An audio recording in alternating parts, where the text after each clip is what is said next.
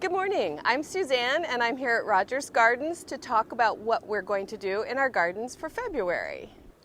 February is a great time to continue putting some color in your garden. You can still use the pansies, the violas, you can do ranunculus, Iceland poppies, so much color to take you into spring. And the last month that you want to be putting your strawberries in to expect a beautiful June bumper crop of fruit. We have bare root and we have 4-inch and 6-pack strawberries here.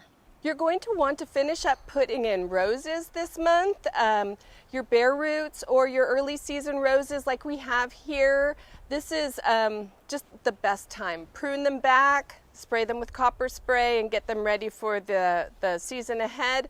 Also, you want to be pruning your fruit trees.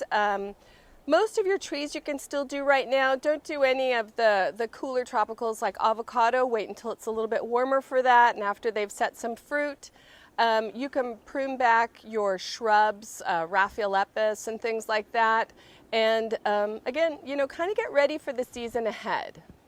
Lastly, the one thing you want to get into the ground right now if you would like to get the most optimal growth are some shrubs and perennials, things like grasses, and you can still split some things like your agapanthus. If you didn't do it last fall, now's a good time to do it before the season and they start growing. Perennials are really going to start their growth time in March, and so get that mulch down there, get your shredded cedar and redwood bark down to just make everything look beautiful, and don't forget to fertilize.